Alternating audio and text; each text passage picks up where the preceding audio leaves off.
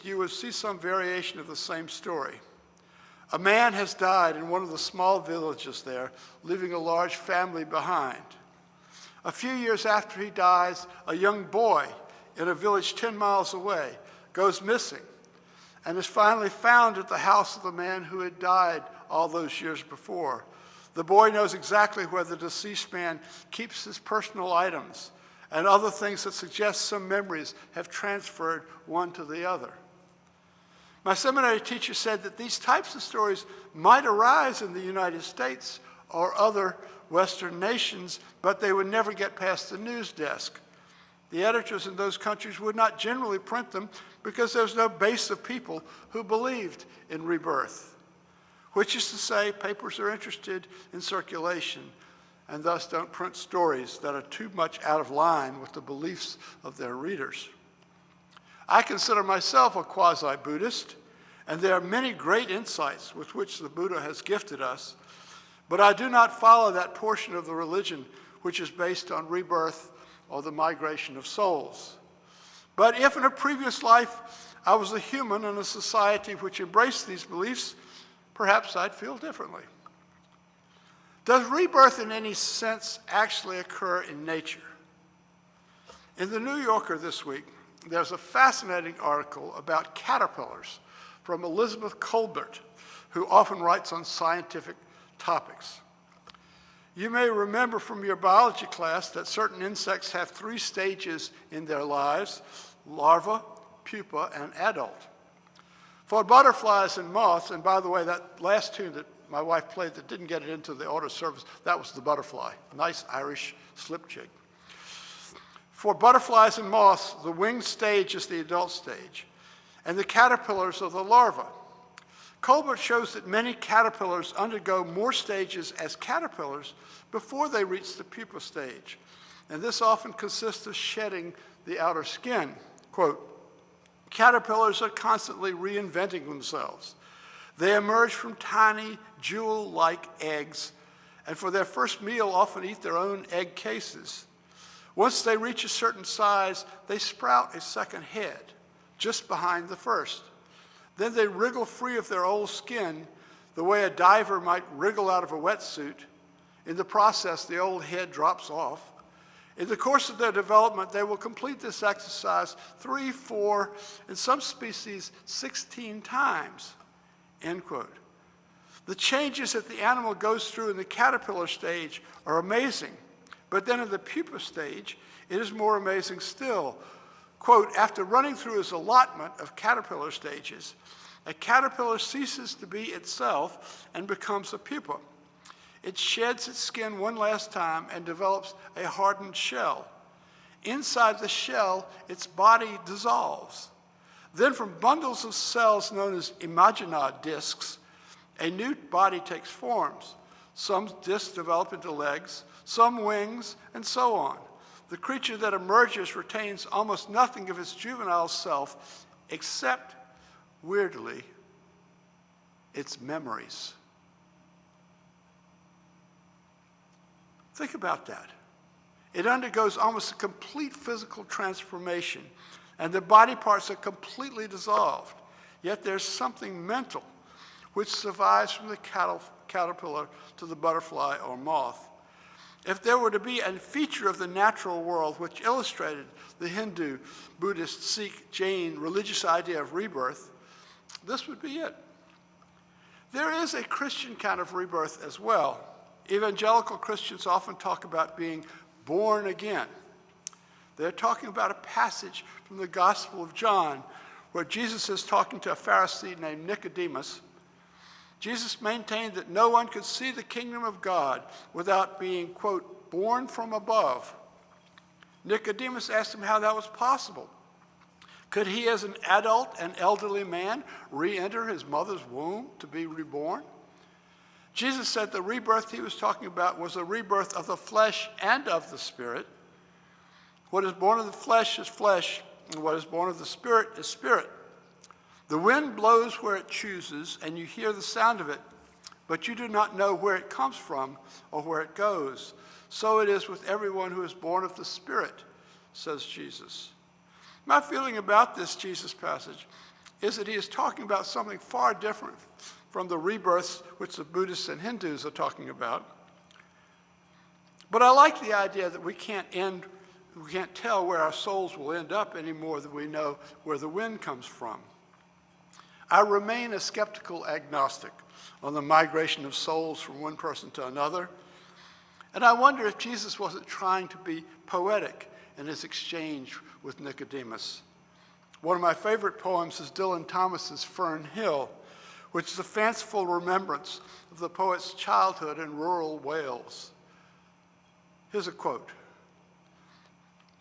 "And honored among foxes and pheasants by the gay house, under the new-made clouds, and happy as the heart was long, in the sunful turning, so few and such morning songs, before the children, green and golden, follow him out of grace." In the sun born over and over. This is a way of saying that for the poet, in his recall of his childhood, each day was like a new birth. It is a beautiful metaphor. Could that be what Jesus was driving at? We talk about rebirth as something that happens in the spring, but most of what happens in the spring is the seasonal cycle of nature. Animals, including humans, are pairing off and mating, and the vegetation is just doing its yearly thing. The flowers appear in order for the insects to cross-pollinate them so that they can grow and survive. In other words, actual rebirth is a hard sell in spring, but renewal is all around us. And we can help it happen. We can roll up our sleeves and get to some spring cleaning in our houses. We can water and tend the plants growing in our gardens.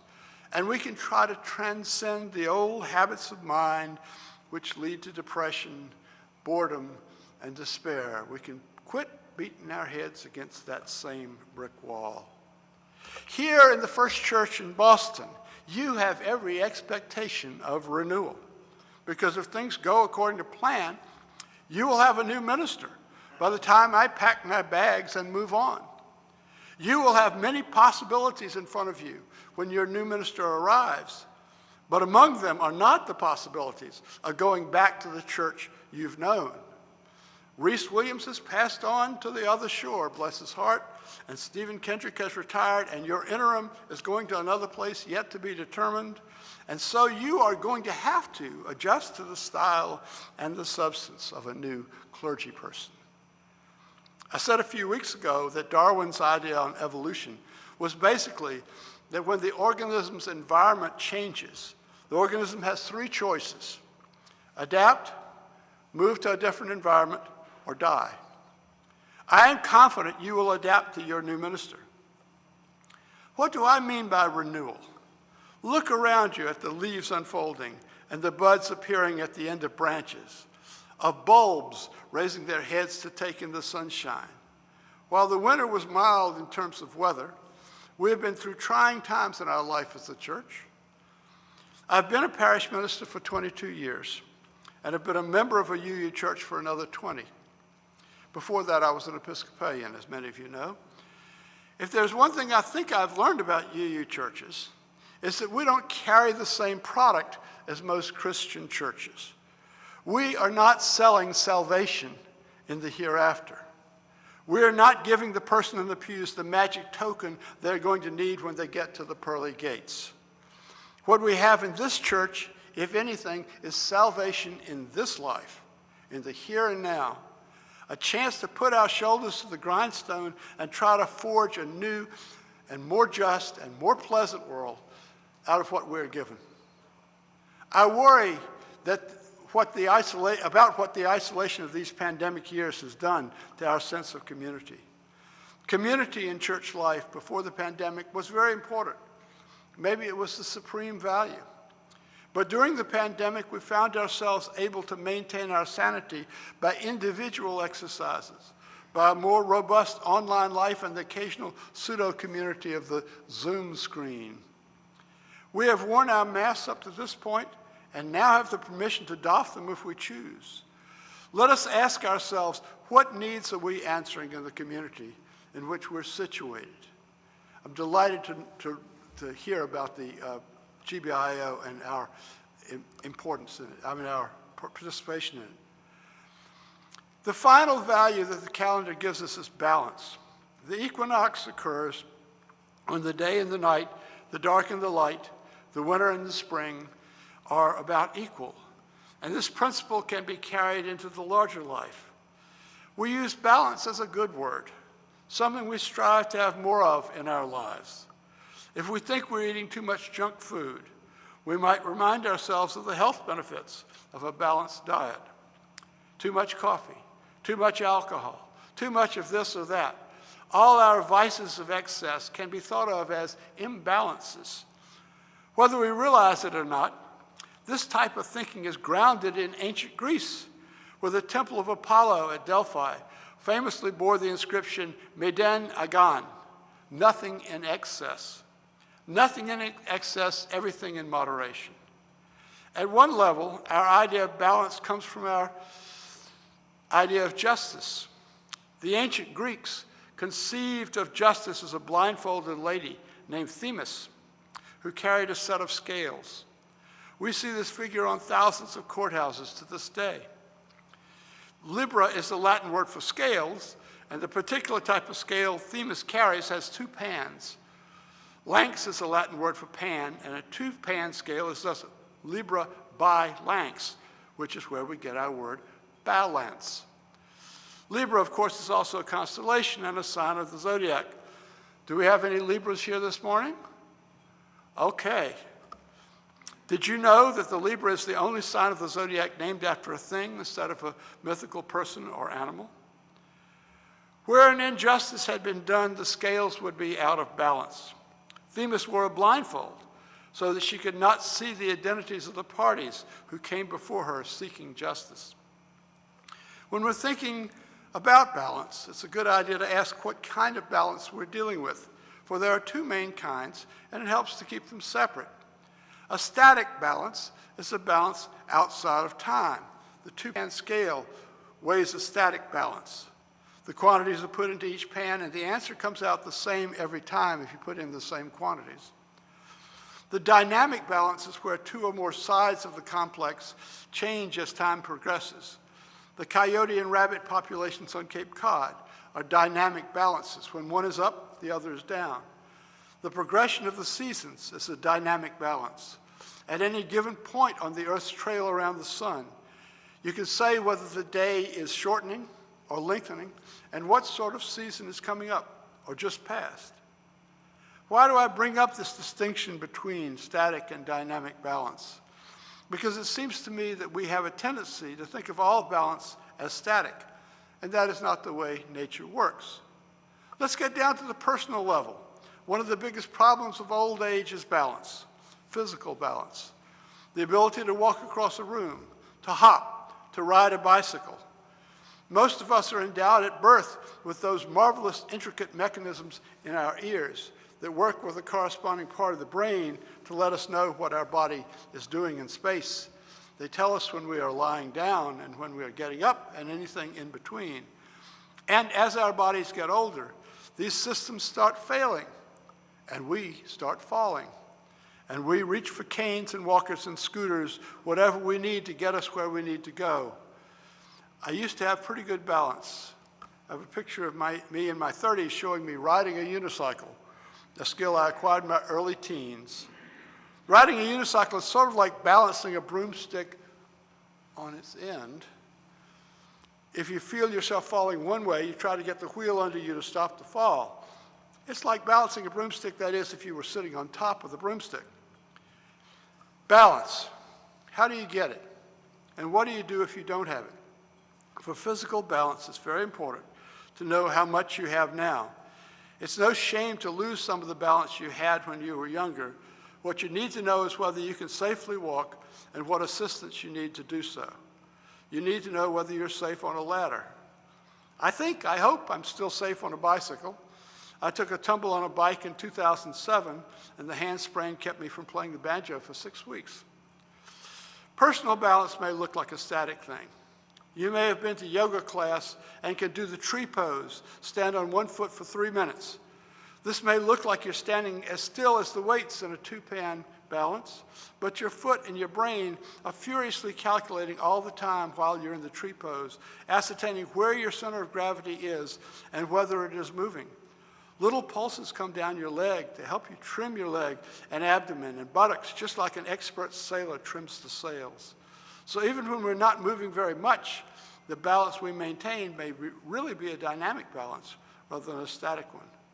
We're talking about balance because it's a virtue, but also because it ties into the equinox.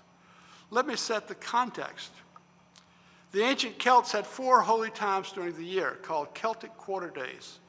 They coordinated roughly with what our modern calendar would call November 1st, February 1st, May 1st, and August 1st. In November, there was Samhain, the Celtic New Year, which tied in with All Hallows Eve, All Saints' Day, and All Souls' Day. In February, there was Imbolc, which became Christianized as St. Bridget's Day. In May, the Celtic holiday was Beltane, which became Christianized as May Day. And in August, the Celtic holiday is Lunasa, which has no Christian equivalent. 4 Celtic quarter days, each 3 months apart from each other. But where does that leave the equinoxes? The 2 equinoxes in March and September fall exactly halfway between the solstices. And it appears that the equinoxes had some ritual significance to the ancient Irish because of the solar observatory at Loch Crew. The front of the order of service shows what the illumination looks like. Here's what the website for this ancient cairn says. Quote, the phenomenon occurs twice a year in March and September and basically means that day and night are of equal lengths. The ancient burial grounds of Loch Crew have always been a celestial spot for celebrating the phenomenon. Since the passage tombs are perfectly aligned with the equinox sunrise, the beam of sunshine passes through the dark closed tombs, creating a breathtaking view. Unquote. I have been known to sit up at night on the equinox, trying to balance an egg on its end. There may be a lot more whimsy than science in this exercise, but it is peculiarly satisfying to me. Sometimes I've gotten a dozen eggs to stand on end for 10 or 15 minutes at a time. And there is one other aspect of balance that I ought to mention before I close. Balance is a word we use to describe the amount of funds which may be in our bank or brokerage accounts. And that relates to the balances of funds which are in the church accounts. I am told that a pledge campaign will shortly be underway here when we have a clearer financial picture of where we stand.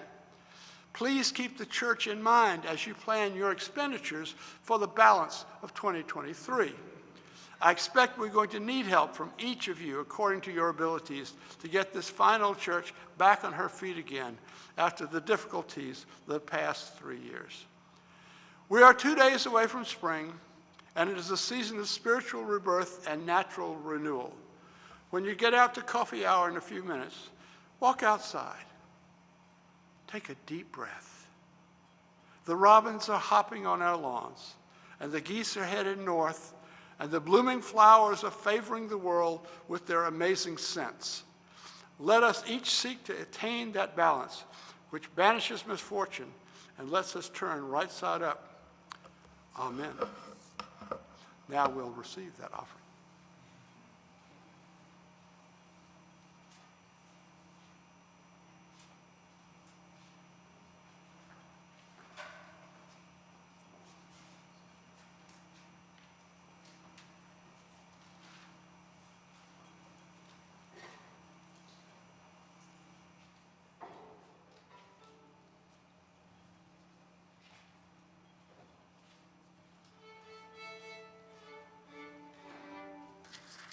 If you'd like to support the work of this church with a financial donation, you may write out a check to First Church Boston and mail it to 66 Marlborough Street, 02116.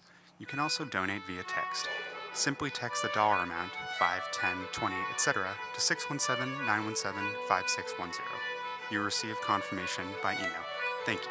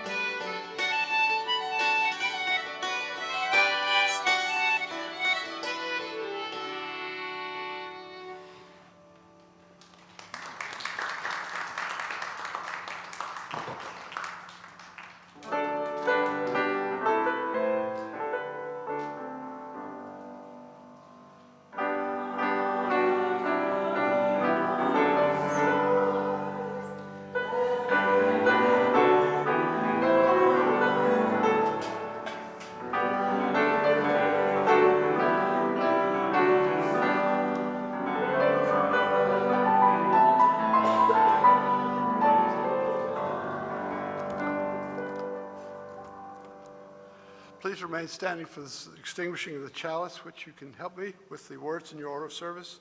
We extinguish this flame, but not the light of truth, the warmth of community, or the fire of commitment. These we carry in our hearts until we are together again. Our closing hymn is from the Teal hymnal, number 1068, Rising Green.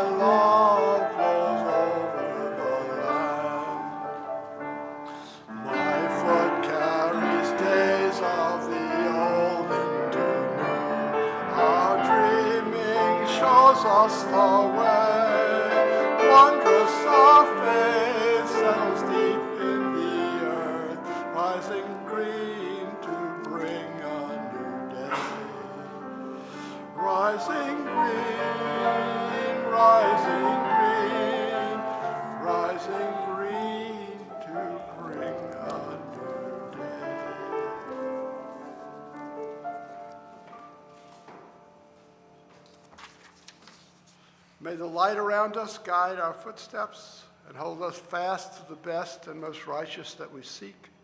May the darkness around us nurture our dreams and give us rest so that we may give ourselves to the work of the world. Let us seek to remember the wholeness of our lives, the weaving of life and light and shadow in this great and astonishing dance in which we move.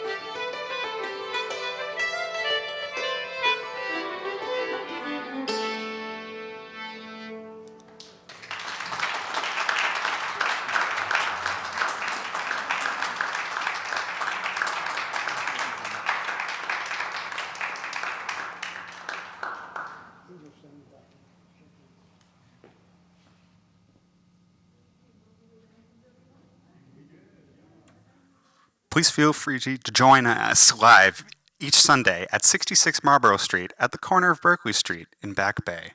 If you'd like more information about programs, services, or membership at First Church, please visit the website www.firstchurchboston.org or send an email to office@firstchurchboston.org.